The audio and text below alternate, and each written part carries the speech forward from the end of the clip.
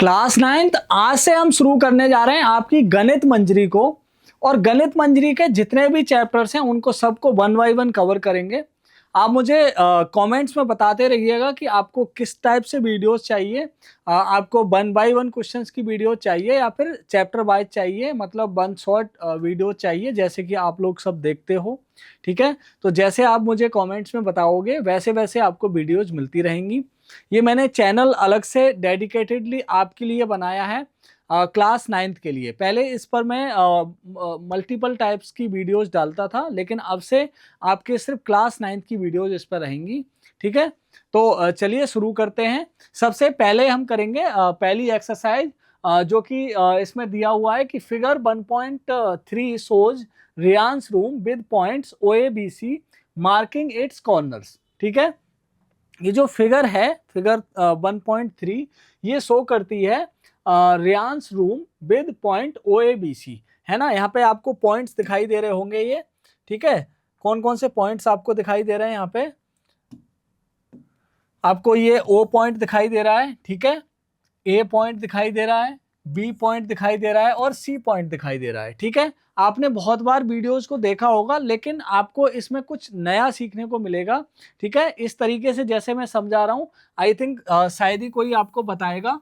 ठीक है, तो ध्यान से समझने की कोशिश कीजिएगा। एक एक चीज को हमें बिल्कुल बारीकी से समझना है, हमें अपने कॉन्सेप्ट्स को क्लियर करना है। हमें कोई रटना नहीं है कि कौन सा क्वेश्चन किस तरीके से होगा, किस क्वेश्चन को कैसे करना है। इसमें जो कॉन्सेप्ट्स हैं उन पर ध्यान देना है, ताकि आपको क्योंकि जब भी आप देखोगे बोर्ड में, जब भी कोई भी क्वेश्चन आता है तो वो डायरेक्ट बुक से नहीं आता। ठीक है, और सिर्फ एनसीईआरटी से आपको कॉन्सेप्ट सीखने हैं। ये क्वेश्चंस आपके बोर्ड एग्जाम में बहुत ही मुश्किल आएंगे। ठीक है, आपको सिर्फ ये यहाँ से कॉन्सेप्ट्स को सीखना है। ठीक है, तो कॉन्सेप्ट्स पे फोकस करना है। सबसे पहले द एग क्या दे रखा है यहाँ पे, यहाँ तक समझ में आ गया होगा। O A B C marking its corner. O A B C मतलब इस फिगर में ओ ए बी सी इसके पॉइंट्स हैं जो कि इसके कॉर्नर्स को शो करते हैं। ठीक है, ये रेयान का कमरा है, उसके एक कॉर्नर पे ओ पॉइंट दिया हुआ है, दूसरे कॉर्नर पे ए पॉइंट दिया हुआ है, बी पॉइंट दिया हुआ है, सी पॉइंट दिया हुआ है। ठीक है, अब इसके बाद में point the X and Y axis are marked in the figure. अब यहाँ पे एक्स एक्सिस और बाई एक्सिस भी, मतलब कमरे के एक्स एक्सिस और बाई एक्सिस को भी मार्क किया गया है कि ये वाली जो बॉल है वो एक्स एक्सिस पर है और ये वाली जो बॉल है वो बाई एक्सिस पर है। ठीक है, इस तरीके से उसे मार्क किया गया है। Point O is the origin, और यहाँ पर जो पॉइंट ओ है, ये वाला जो पॉइंट ओ है, ये आपका ओरिजिन है। ठीक है, मैं कलर दूसरा ले लेता हूं ताकि आपको क्लियरली समझ में आए। ठीक है, मेरे हिसाब से ये वाला कलर बेस्ट रहेगा। ठीक है, तो अब देखो, अब यहाँ पर क्या करना है आगे। Referring to figure 1.3 answer the following questions. अभी इस फिगर को रेफर करके, जो 1.3 फिगर है, इसको रेफर करके आपको इन क्वेश्चंस का आंसर करना है। तो पहला क्वेश्चन है, if D1R1 represent the door to Rian's room, how far is the door from the left wall. ठीक है, मतलब उसने बोला है कि D1R1 जो है आपका, ये डोर को शो करता है, मतलब ये D1 पॉइंट है और ये आपका R1 पॉइंट है। ठीक है, तो D1R1 आपको दिखाई दे रहा होगा। तो उसने बोला है कि if D1R1 represents the door, जो D1 और R1 पॉइंट्स हैं वो अगर डोर को रिप्रेजेंट करते हैं टू द रेयांस रूम, रेयान के कमरे के डोर को रिप्रेजेंट करते हैं, तो how far is the door from the left wall. तो ये जो डोर है वो लेफ्ट वॉल से कितना दूर है। ठीक है, और लेफ्ट वॉल मतलब उसका कहने का है कि लेफ्ट वॉल यानी कि बाई एक्सिस, बाई एक्सिस से ये कितना दूर है। ठीक है, तो how far is the door from the x axis, और ये एक्स एक्सिस से कितना दूर है। तो आंसर बहुत सिंपल है, बट इसका आपको कॉन्सेप्ट समझना है। ठीक है, तो देखो कॉन्सेप्ट क्या है। अगर ये डोर है, रेयान के कमरे का डोर ये वाला है। ठीक है, अब इस डोर को आप देखो, उसने पूछा है कि इस बॉल से, ये वाली जो लेफ्ट बॉल है ना, अगर हम ऐसे खड़े होंगे तो ये हमारी लेफ्ट साइड होगी। तो ये जो लेफ्ट बॉल है, यहाँ से ये डोर कितना दूर है। ठीक है, तो अगर देखोगे तो आप यहाँ पे देखो, यहाँ पे नंबरिंग की हुई है 1 2 3 4 5 6 7 8। है ना। तो आप अगर जाओगे, अगर मान लो आप कोई गेम खेल रहे हो, आपसे बोला गया है कि डोर को छुओ, तो सबसे पहले आप अगर यहाँ से दौड़ना शुरू करोगे तो आप क्या छुओगे, यहाँ पे छू लोगे तो आप कहोगे मैंने डोर को छू लिया, ठीक है। तो यानी कि यहाँ से डोर जो है वो यहाँ पर D1 पॉइंट को हम कंसीडर करेंगे, हमें R1 से मतलब नहीं है, ठीक है। तो ये जो O है ये वाला एक पॉइंट है, और D1 जो हमारा बिल्कुल डोर का लेफ्ट मोस्ट पॉइंट जो है वो हमारा पहला पॉइंट होगा। तो इन दोनों पॉइंट के बीच में डिस्टेंस क्या होगी, मतलब O और D1 इन दोनों पॉइंट्स के बीच की डिस्टेंस क्या होगी। अब कैसे निकालेंगे, तो हमें दोनों के कोऑर्डिनेट्स लिखने हैं। O के कोऑर्डिनेट्स हैं आपके 0,0, ठीक है, 0,0, क्योंकि ये ओरिजिन है, बुक में बताया गया है ना, और वैसे भी यहाँ पर कोऑर्डिनेट्स इसके लिखे हुए हैं 0,0। ऐसे ही D1 के कोऑर्डिनेट्स, अब D1 के कोऑर्डिनेट्स हमें गिवन नहीं है, हमें निकालने हैं। तो D1 के कोऑर्डिनेट्स क्या होंगे, तो देखो D1 पॉइंट जो है वो हमारा एक्स एक्सिस पर है। तो अगर आपको ये हमेशा ध्यान रखना है ये बात कि कोई भी पॉइंट अगर एक्स एक्सिस पर होगा तो y 0 होगा, अगर पॉइंट y पर होगा तो x 0 होगा, ठीक है। जिस पर वो पॉइंट होता है वहां पर वो उसका ऑपोजिट वाला जो है वो 0 होता है, यानी कि एक्स एक्सिस पर कोई भी पॉइंट होता है तो वहां पर y 0 होता है। तो D1 का जो कोऑर्डिनेट होंगे उसमें y 0 हो जाएगा, और कोऑर्डिनेट लिखते टाइम आपको हमेशा x, y लिखना है। पहला कोऑर्डिनेट x और दूसरा कोऑर्डिनेट y, ठीक है। तो x, y लिखना है। तो पहला कोऑर्डिनेट आपका x होगा, दूसरा y होगा, तो दूसरा वाला y तो हम 0 लिख देंगे। पहला कोऑर्डिनेट क्या होगा, तो पहला कोऑर्डिनेट होगा x पर ये कितना चला है, मतलब यहाँ से कितना चला है। और एक चीज और, जब भी आप कोऑर्डिनेट्स लिखते हो उस टाइम पर आपको देखना है, मान लो x का कोऑर्डिनेट लिख रहे हो और y का कोऑर्डिनेट लिख रहे हो, ठीक है, मतलब x की वैल्यू और y की वैल्यू। तो जब भी x की वैल्यू आपको निकालनी होगी तो आपको देखना है कि वो y से कितना दूर है, और जब y की वैल्यू निकालनी होगी तो देखना है x से वो कितना दूर है, ठीक है। तो ये जो पॉइंट है हमें क्या चाहिए, हमने x y का तो निकाल दिया, y हमारा कितना होगा 0 होगा, ठीक है। अब x कितना होगा, तो x निकालने के लिए हमें देखेंगे कि ये जो पॉइंट है वो y एक्सिस से कितना दूर है। तो y एक्सिस से कितना दूर है, तो आप देखोगे यहाँ पर 1 2 3 4 5 6 7 और 8, यानी कि कितना यूनिट दूर है, 8 यूनिट, ठीक है। तो यहाँ पर इसकी वैल्यू हो जाएगी 8, ठीक है। तो आपको मैं क्योंकि मैं आपको सारे कॉन्सेप्ट क्लियर करवाना चाहता हूं, तो आपको ये वीडियो लेंथी लग सकती है, टाइम ज़्यादा लग सकता है, लेकिन आपको कॉन्सेप्ट इसी तरीके से क्लियर करने हैं, ठीक है। तो 0,0 और 8,0, ठीक है, इनके कोऑर्डिनेट्स हो गए। अब कोऑर्डिनेट्स निकल आए, अब इसके बाद में आपको डिस्टेंस निकालनी है। तो डिस्टेंस कैसे निकालोगे, ठीक है। तो जब भी दो पॉइंट्स की डिस्टेंस आपको निकालनी है उस टाइम पर ये देखना है आपको, एक तरीके से निंजा टेक्निक आपको सीखनी है कि अगर दोनों के कोऑर्डिनेट्स देखने हैं, x की वैल्यू और y की वैल्यू, x की वैल्यू और y की वैल्यू, ठीक है। इन दोनों वैल्यूज में अगर एक वैल्यू अगर सेम है, दोनों में से x सेम है या फिर y सेम है, या तो y की वैल्यू सेम है या फिर x की वैल्यू सेम है, तो जो वैल्यू सेम होगी उसे इग्नोर कर देंगे और जो डिफरेंट है उसमें से दूसरी वाली को घटा देंगे। जैसे कि आप यहाँ पे देखोगे तो y की वैल्यू दोनों जगह सेम है, यहाँ पर भी 0 है, यहाँ पर भी 0 है, ठीक है। आपको ये एक तरीके से शॉर्टकट याद कर लेना है, ठीक है। तो y और y 0 है, तो x से x को माइनस कर दो, यानी कि 8 से 0 को माइनस कर दो, तो 8 से 0 जाएगा तो ऑब्वियसली आपको पता है 8 होगा। तो यहाँ पर डिस्टेंस आ जाएगी 8 यूनिट, ठीक है। क्योंकि हमें यहाँ पे मीटर या फीट कुछ बोला नहीं गया, तो आप इसकी 8 यूनिट इसकी डिस्टेंस लिख सकते हो, ठीक है। वैसे यहाँ पर ये जो डिस्टेंस होगी फीट में होगी, ठीक है। तो 8 फीट कह दो या फिर 8 यूनिट कह दो, ठीक है। तो जो डोर की डिस्टेंस है फ्रॉम द लेफ्ट वॉल या फिर बाई एक्सिस इज 8 यूनिट। तो ये आपका फर्स्ट आंसर हो गया। अब इसके बाद में और क्या करना है, दूसरे क्वेश्चन में, दूसरा क्वेश्चन उसने बोला है कि how far is the door from the x axis. अब ये जो डोर है वो एक्स एक्सिस से कितना दूर है, तो ये एक्स एक्सिस पर ही है, आप देख सकते हो यहाँ से लेके यहाँ तक ये पूरा एक्स एक्सिस है, ठीक है। और यहीं पर डोर है आपका D1 R1 दोनों ही पॉइंट यहाँ पर ही इसी एक्सिस पर हैं, तो it is on the x axis, ठीक है। तो कितना दूर है 0, इसकी जो डिस्टेंस होगी how far is the door from the x axis, ठीक है। तो दूसरा आंसर क्या हो जाएगा 0, ठीक है। पहला आंसर 8 यूनिट, दूसरा आंसर 0, ठीक है, तो आई थिंक आपको ये क्वेश्चन बहुत अच्छे से समझ में आया होगा। अब चलते हैं नेक्स्ट क्वेश्चन की तरफ। तो नेक्स्ट क्वेश्चन में क्या है, figure 1.3 shows Ryan's room with points O A B C marking its corners. The x and y axis are marked in the figure. ठीक है, अब अगेन वही बात है जो हमने पिछले क्वेश्चन में पढ़ी है, ठीक है, बट आपको सेकंड क्वेश्चन करना है। ठीक है, पहले ही जो बात हमने अभी पढ़ी थी कि figure 1.3 shows Ryan's room with point O A B C marking its corners, the x axis and y axis marked in the figure, point O is the origin। यहाँ तक बात बिल्कुल सेम है। Referring to figure 1.3 answer the following questions. ठीक है, अब question क्या है हमारा, what are the coordinates of D1। अब D1 के कोऑर्डिनेट्स बताने हैं। ठीक है, तो जो कि हम D1 के कोऑर्डिनेट्स अभी बता चुके हैं। D1 के कोऑर्डिनेट्स हमने पिछले क्वेश्चन में बताए थे और कोऑर्डिनेट्स निकालना आपको आ भी गए, तो D1 के कोऑर्डिनेट्स आप फटाफट से लिख दो। तो D1 के कोऑर्डिनेट्स क्या होंगे, x, y होते हैं। ठीक है, तो x की वैल्यू कितनी हो जाएगी, y की वैल्यू तो 0 होगी क्योंकि ये x एक्सिस पर है, और x की वैल्यू कितनी हो जाएगी, x की वैल्यू हो जाएगी 8। कैसे निकालना है, आपको देखना है जो D1 पॉइंट है, D1 जो पॉइंट है वो y एक्सिस से कितना दूर है। ठीक है, x का कोऑर्डिनेट निकालोगे तो देखोगे y एक्सिस से कितना दूर है, और x का y का कोऑर्डिनेट निकालोगे तो ये देखना है कि वो x एक्सिस से कितना दूर है, उल्टा देखना है। ठीक है, तो इस तरीके से आपने अपने माइंड में कॉन्सेप्ट्स को क्लियर करना है।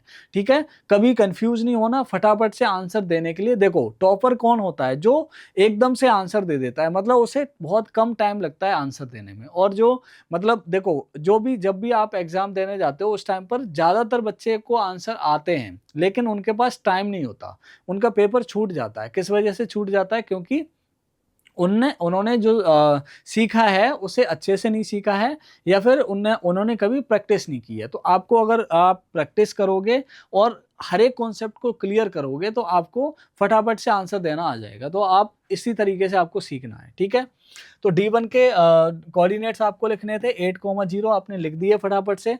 सेकंड पार्ट हमारा खत्म हो गया। पहले क्वेश्चन का हम 2 पार्ट कर चुके हैं। अब थर्ड पार्ट में बोला गया कि if R1 is the point 11.5 है ना, 11.5, 0। ठीक है, how wide is the door. अब हमें क्या करना है, अब D1 के कोऑर्डिनेट्स हमने अभी निकाले थे। ठीक है, लिख लो क्योंकि यहाँ पे काम आने वाले हैं। तो D1 के कोऑर्डिनेट्स हैं 8,0 और R1 के कोऑर्डिनेट्स हमें दिए हैं। R1 के कोऑर्डिनेट्स क्या दे रखे हैं, R1 के कोऑर्डिनेट्स दिए हैं 11.5, 0। 11.5, उसने बोला है कि if R1 is the point 11.5, 0, how wide is the door, do you think this is a comfortable width for the door, है ना। तो आपको सबसे पहले तो पूछा गया कि डिस्टेंस बताइए कि इसमें डिस्टेंस कितनी है डोर की।